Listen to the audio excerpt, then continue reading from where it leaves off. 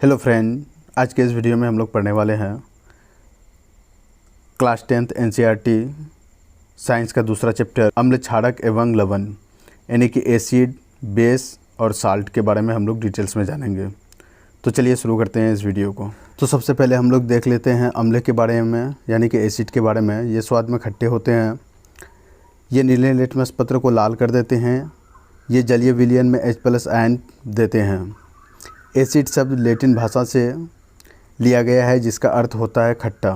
यदि प्रबल अम्ल की बात की जाए तो हाइड्रोक्लोरिक अम्ल, H2SO4 यानी कि सल्फ्यूरिक अम्ल, HNO3 ये सारे प्रबल अम्ल हैं यानी कि स्ट्रॉन्ग एसिड हैं। यदि वीक एसिड यानी कि दुर्बल अम्ल की बात की जाए तो CH3COOH यानी कि एसिटिक एसिड, लैक्टिक अम्ल, कार्बोक्सिलिक अम्ल ये सारे वीक एसिड होते हैं। सांद्र अम्ल की अगर बात की जाए जिसमें अम्ल अधिक मात्रा में होता है जबकि जल अल्प मात्रा में होता है यानी कि थोड़ा होता है, उसे हम लोग सांद्रण कहते हैं। तनु अम्ल की बात अगर की जाए जिसमें अम्ल अल्प मात्रा में यानी कि थोड़ा हो और जल अधिक मात्रा में हो, उसे हम लोग तनु अम्ल कहेंगे। सांद्र अम्ल में आपको ट्रिक ये याद रखना है कि सांद्र का मतलब सारा यानी कि अम्ल सारा हो। सारा से मतलब ये हो गया कि अम्ल आपका बहुत ज़्यादा होगा। तो सांद्र अम्ल का मतलब हो गया जिसमें अम्ल की मात्रा ज़्यादा हो, और तनु अम्ल का मतलब हो गया जिसमें अम्ल कम मात्रा में हो। इसके बाद हम लोग देखेंगे क्षारक के बारे में यानी कि बेस के बारे में। ये स्वाद में कड़वे होते हैं, ये लाल लिटमस पत्र को नीले कर देते हैं, ये जलीय विलयन में OH- आयन देते हैं। यदि प्रबल क्षार की बात की जाए तो NaOH, KOH, COH, Hal2 ये सारे स्ट्रॉन्ग बेस होते हैं। दुर्बल क्षार की बात की जाए तो NH4OH ये आपका वीक बेस होता है। क्षार अल्काइली, जब जल में घुलनशील क्षारक को क्षार कहते हैं। NaOH, KOH, MgOH का Hal2 आपका ये सारा क्षार कहलाता है। लवण, यदि साल्ट की बात की जाए तो लवण अम्ल व क्षारक की परस्पर अभिक्रिया से प्राप्त होता है। यानी कि साल्ट बनाने के लिए हम लोगों को अम्ल और क्षारक को रिएक्शन कराना पड़ता है, और जब भी अम्ल और क्षार रिएक्शन करता है उसे ही हम लोग उदासीनीकरण अभिक्रिया भी कहते हैं। तो उदासीनीकरण अभिक्रिया से ही आपका लवण प्राप्त होता है, यानी कि अम्ल और क्षार को अभिक्रिया कराने पर आपका लवण प्राप्त होता है। उदाहरण के लिए NaCl और KCl। सूचक यानी कि इंडिकेटर, सूचक किसी दिए गए विलयन में अम्ल या क्षारक की उपस्थिति दर्शाते हैं। इनका रंग या गंध अम्लीय या क्षारक माध्यम में बदल जाता है। सूचक के प्रकार, सूचक 3 प्रकार के होते हैं। सबसे पहला है आपका प्राकृतिक सूचक, दूसरा है कृत्रिमिक सूचक यानी कि मानव निर्मित सूचक, और तीसरा है आपका गंधीय सूचक। प्राकृतिक सूचक ये पौधे में पाए जाते हैं। प्राकृतिक सूचक आपका पौधे में पाए जाते हैं। लिटमस पत्र, लाल पत्ता गोभी, हाइड्रेंजिया पौधे के फूल, हल्दी आदि ये सारे प्राकृतिक सूचक हैं। कृत्रिमिक सूचक की बात की जाए तो ये रासायनिक पदार्थ है। मेंथिल ऑरेंज और फेनोल्फथालीन ये दोनों आपके कृत्रिमिक सूचक हैं। गंधीय सूचक की बात की जाए तो इन पदार्थों की गंध अम्लीय या क्षारक माध्यम में बदल जाती है, जैसे प्याज, लौंग का तेल। अब हम लोग बात कर लेते हैं प्राकृतिक सूचक, कृत्रिमिक सूचक और गंधीय सूचक अम्ल के साथ अभिक्रिया कर कैसा रंग बना लेता है और क्षार के साथ अभिक्रिया कर कैसा बना लेता है। तो प्राकृतिक सूचक में हम लोग अगर देखें लिटमस पत्र को, तो ये अम्ल के साथ अभिक्रिया कर लाल हो जाता है और क्षार के साथ अभिक्रिया कर नीला हो जाता है। लाल पत्ता गोभी की अगर बात की जाए यानी कि इसके रस की बात की जाए तो ये अम्ल के साथ अभिक्रिया कर लाल हो जाता है और क्षार के साथ अभिक्रिया कर हरा हो जाता है। हल्दी की अगर बात की जाए तो ये अम्ल के साथ अभिक्रिया कर कोई बदलाव नहीं करता है, लेकिन क्षार के साथ अभिक्रिया कर ये लाल हो जाता है। हाइड्रेंजिया के फूल का रस की अगर बात की जाए तो ये अम्ल के साथ अभिक्रिया कर नीला हो जाता है और क्षार के साथ अभिक्रिया कर गुलाबी हो जाता है। अब कृत्रिमिक सूचक की बात की जाए तो फिनाल्फथालीन अम्ल के साथ अभिक्रिया कर रंगीन हो जाता है और क्षार के साथ अभिक्रिया कर गुलाबी हो जाता है। मेथिल ऑरेंज अम्ल के साथ अभिक्रिया कर लाल हो जाता है और क्षार के साथ अभिक्रिया कर पीला हो जाता है। गंधीय सूचक की अगर बात की जाए तो प्याज का रस अम्ल के साथ अभिक्रिया कर तीक्ष्ण गंधक हो जाता है, जबकि क्षार के साथ अभिक्रिया कर कोई गंध नहीं होता है, उत्पन्न नहीं करता है। वेनिला की बात की जाए तो ये अम्ल के साथ अभिक्रिया कर समान गंध रहती है, यानी कि अम्ल के साथ अभिक्रिया करने पे भी जैसा उसका गंध होगा वैसा ही रहेगा, बदलाव नहीं होगा, कोई गंध नहीं होता है। क्षार के साथ अभिक्रिया करने पे कोई गंध नहीं होता है। लौंग के तेल की बात अगर की जाए तो ये अम्ल के साथ अभिक्रिया कर समान गंध बनाए रखती है और क्षार के साथ अभिक्रिया कर कोई गंध में परिवर्तन नहीं करती है। अम्ल और क्षार के रासायनिक गुण की बात कर लेते हैं। धातु की अभिक्रिया, अम्ल के साथ अभिक्रिया और क्षारक के साथ अभिक्रिया। अम्ल प्लस धातु यानी कि अम्ल और धातु मिलकर के लवण तथा हाइड्रोजन बनाते हैं, यानी कि हाइड्रोजन गैस मुक्त करते हैं।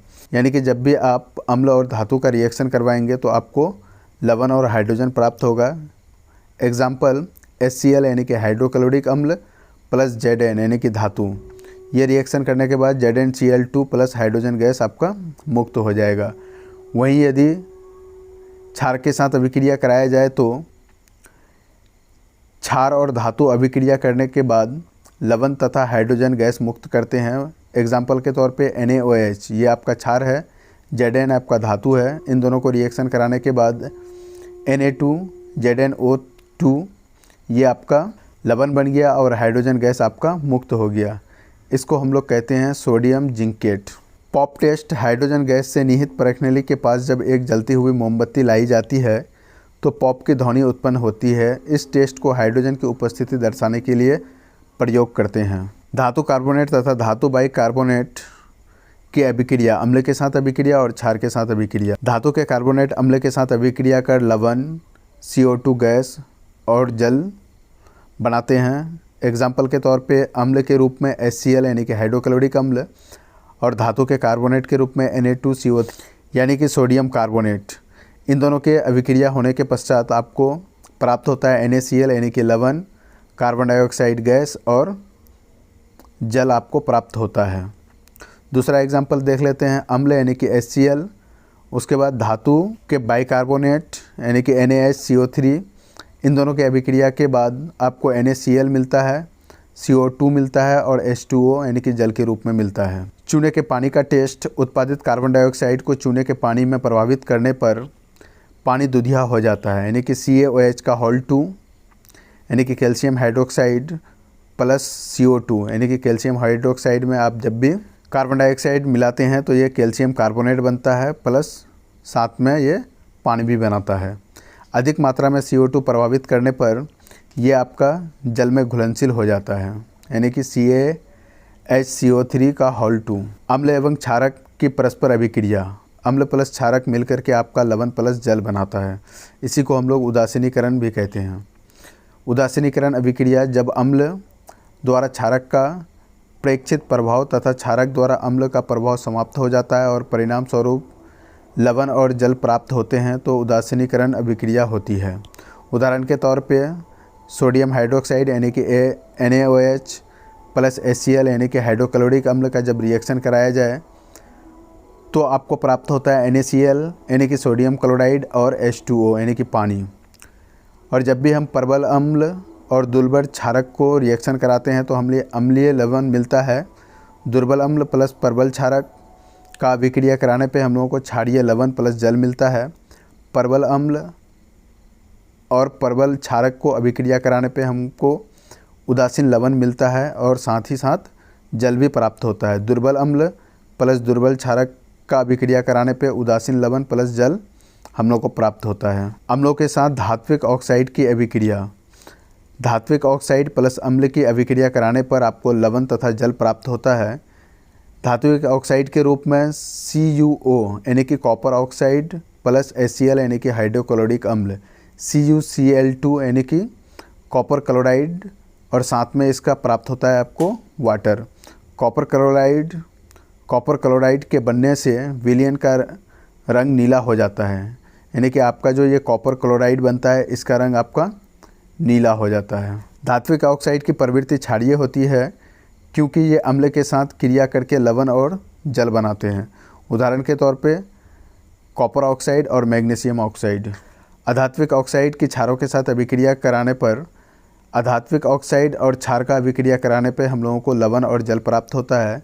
अधात्विक ऑक्साइड के रूप में हम लोग कार्बन डाइऑक्साइड को लेते हैं और क्षार के रूप में हम लोग कैल्शियम हाइड्रोक्साइड को लेते हैं। इन दोनों का अभिक्रिया कराने पे हम लोग को कैल्शियम कार्बोनेट और पानी प्राप्त होता है। अधात्विक ऑक्साइड प्रवृत्ति में अम्लीय होते हैं तथा विद्युत धारा प्रभावित होते हैं, यानी कि अधात्विक अम्ल में विद्युत धारा प्रभावित हो सकता है। जलीय विलयन में अम्ल और क्षारक। जल की उपस्थिति में अम्ल H+ आयन उत्पन्न करते हैं। H+ ion H3O+ ion hydronium ion के रूप में पाए जाते हैं।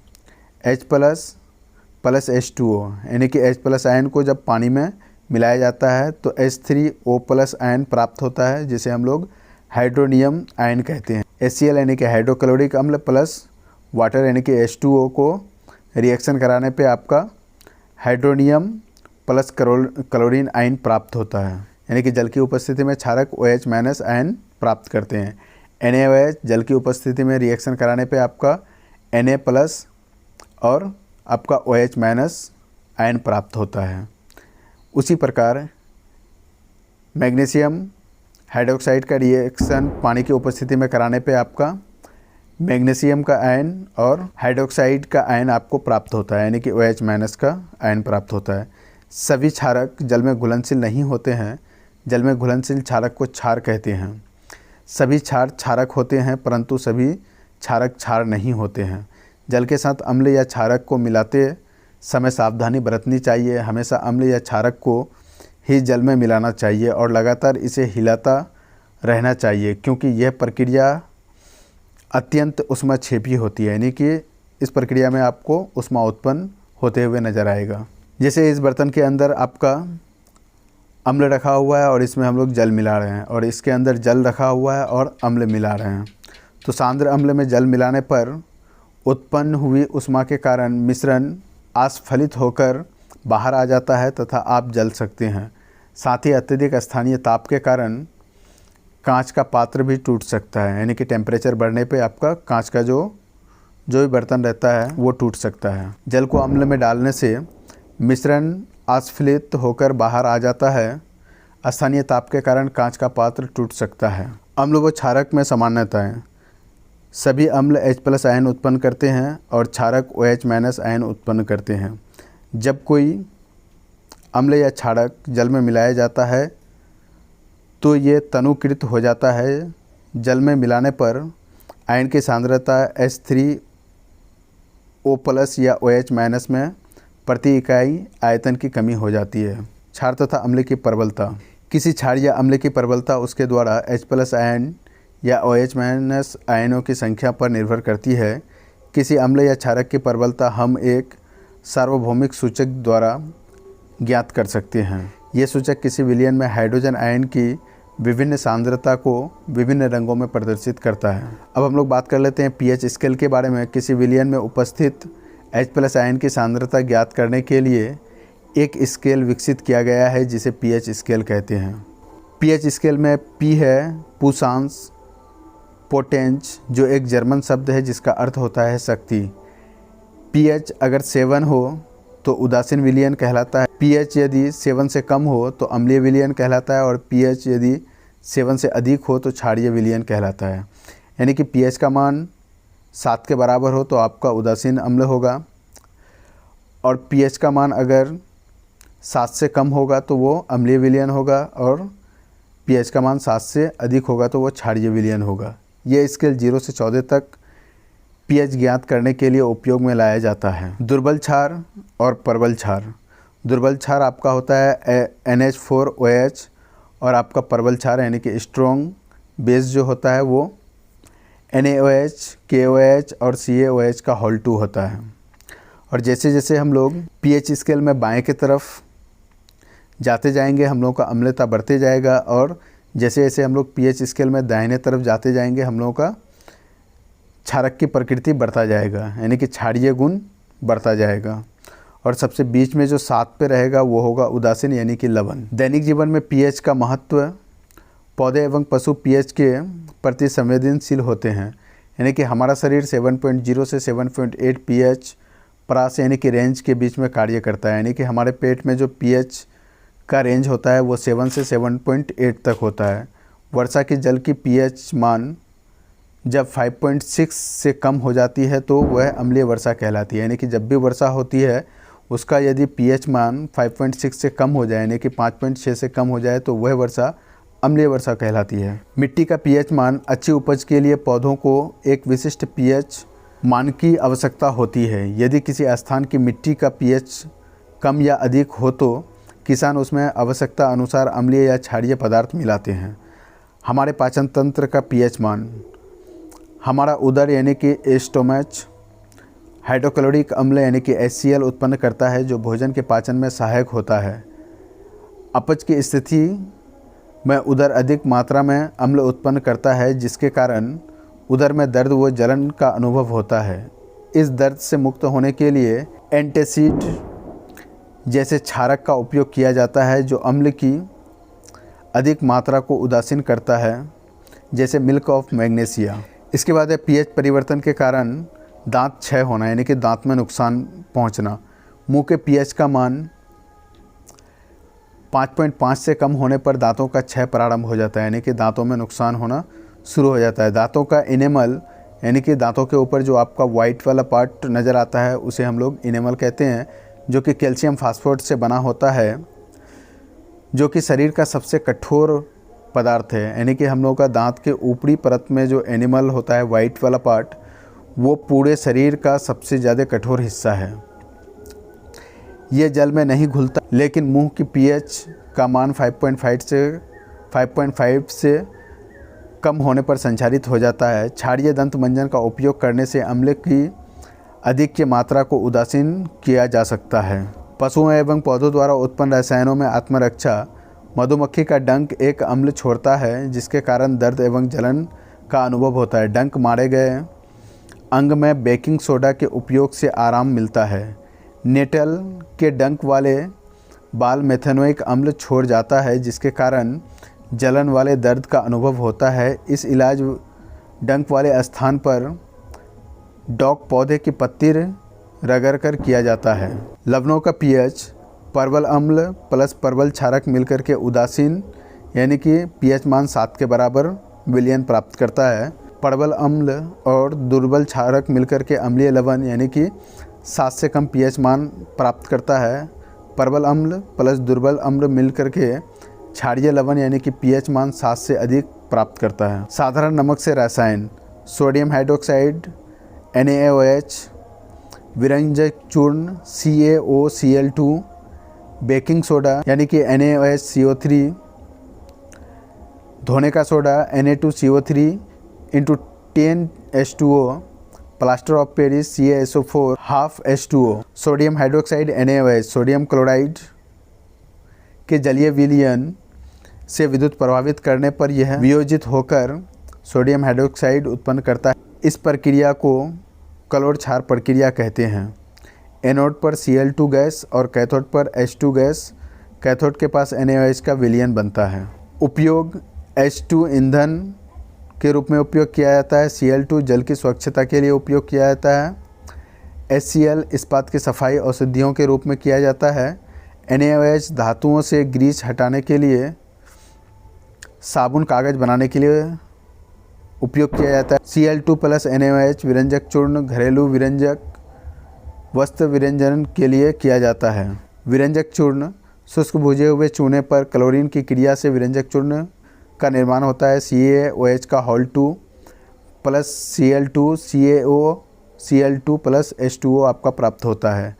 उपयोग वस्त्र उद्योग में सूती व लिनन के विरंजन के लिए, कागज़ की फैक्ट्री में लकड़ी के मज्जा के विरंजन के लिए, रासायनिक उद्योग में एक उपचायक के रूप में, पीने वाले जल का जीवाणुओं से मुक्त करने के लिए रोगाणुनाशक के रूप में उपयोग किया जाता है। Baking soda NaCl plus H2O plus CO2 plus NH3, ये सभी रासायन को अभिक्रिया कराने पे आपका NH4Cl और NaHCO3 यानी कि बेकिंग सोडा प्राप्त होता है।